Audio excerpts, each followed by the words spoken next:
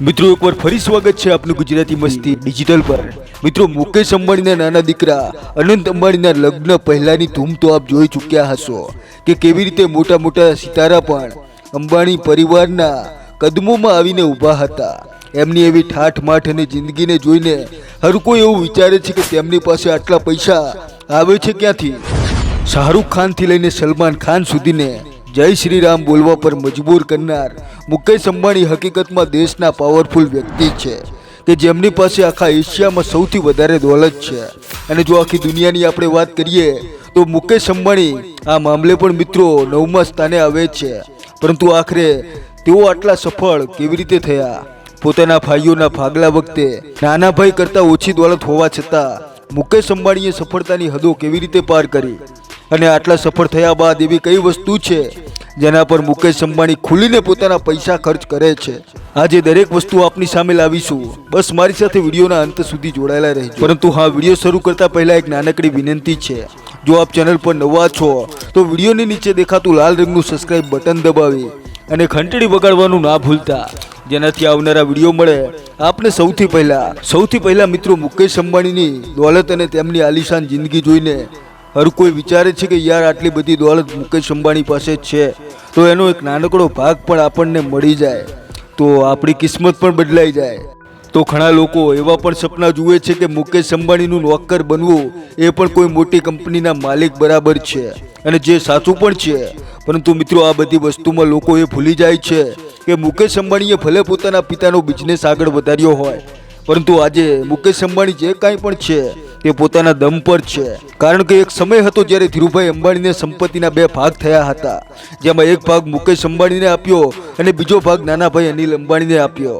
જ્યારે અનિલ અંબાણીને મળેલી કંપનીઓની આવકની ગણતરી થતી તો એ સમયે અનિલ અંબાણી પોતાના મોટા ભાઈ મુકેશ અંબાણી કરતાં પણ વધુ અમીર હતા। એવું પણ કહેવાતું હતું કે અનિલ અંબાણી મોટા બિઝનેસમેનને પાછળ છોડીને ભારતના નંબર 1 અમીર વ્યક્તિ બની જશે, પરંતુ થયું એનાથી ઉલટું। અનિલ અંબાણીએ પોતાની પ્રોપર્ટી તો ગુમાવી દીધી, સાથે તેઓ મોટા લેણામાં ડૂબી ગયા। તો આ સમયે તેમના મોટા ભાઈ મુકેશ અંબાણીએ તેમનો ખૂબ જ સાથ આપ્યો। મુકેશ અંબાણીએ ના માત્ર પોતાનો બિઝનેસ આગળ વધાર્યો, પરંતુ પોતાના નાના ભાઈને ખૂબ મદદ પણ કરી, જેનાથી આપ મુકેશ અંબાણીની માણસાઈ અને તેના ભાઈચારાનો અંદાજો લગાવી શકો છો। મુકેશ અંબાણીની જીવનગાથા એ ભારતીયો માટે પ્રેરણારૂપ છે। શરૂઆતથી મુકેશ અંબાણીના સક્સેસનો એ મૂળ મંત્ર હતો કે મોટા સપના એ મોટી માણસને સફળતા અપાવે છે। એટલા માટે તો આજે તેમના પરિવારના દરેક મેમ્બર પેપરની હેડલાઇનમાં બન્યા રહે છે, ભલે તે તેમની પત્ની નીતા અંબાણી હોય કે મોટા દીકરા આકાશ અંબાણી હોય, અને હવે તો નાના દીકરા અનંત અંબાણીએ પણ ધૂમ મચાવી દીધી છે। આટલી ભયંકર બીમારીઓમાંથી પસાર થયા બાદ અનંત અંબાણીએ જીવન પ્રત્યે જે તાકાત દર્શાવી છે તે હકીકતમાં ખૂબ મોટી બાબત છે। અંબાણી પરિવાર રોજ કોઈને કોઈ બાબતે ચર્ચામાં રહે છે। મિત્રો આ દેશની આબાદી 140 કરોડ સુધી પહોંચી ગઈ છે, અને જો આપણે મુકેશ અંબાણીની વાત કરીએ તો તેઓ ધારે તો આખા ભારત દેશને 1 મહિના સુધી મફત ખવડાવી શકે છે। પરંતુ વિચારવા વાળી બાબત એ છે કે એક વ્યક્તિ પાસે આટલા બધા પૈસા આવી કેવી રીતે શકે કે તે પોતાના દીકરાના લગ્ન નહીં પણ લગ્ન પહેલાની તૈયારીઓમાં હજારો કરોડનો ખર્ચો કરી દે।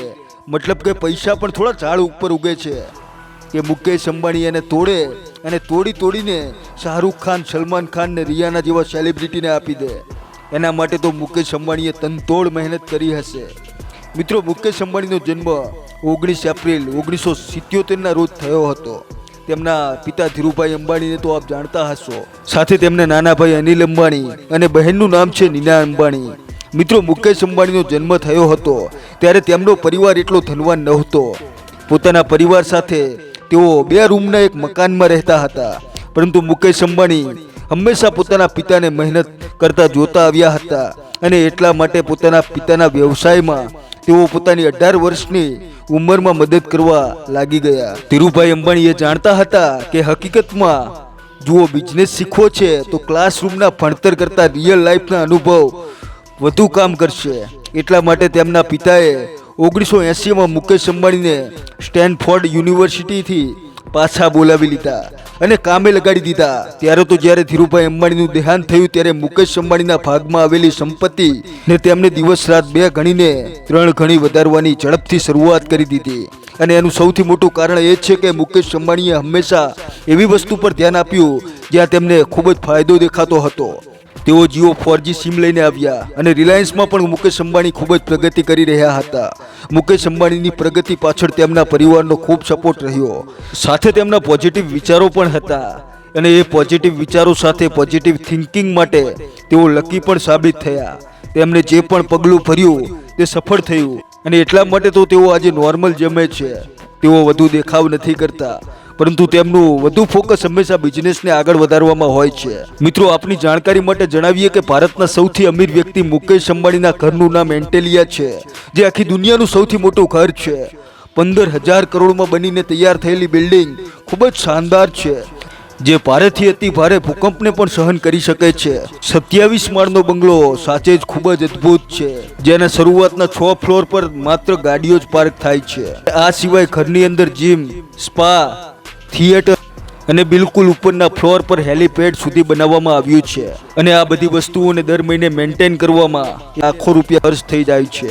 એવામાં મિત્રો, જે વ્યક્તિ માત્ર મકાનના મેન્ટેનન્સ કરવામાં દર મહિને લાખો રૂપિયાનો ખર્ચ કરતો હોય તેની પાસે નોકરોની તો લાઈન લાગેલી હોય. જેમના નોકર પણ દર મહિને લાખો રૂપિયા કમાતા હોય તેમની જિંદગી કેવી હશે આપણે અંદાજો પણ લગાવી નથી શકતા.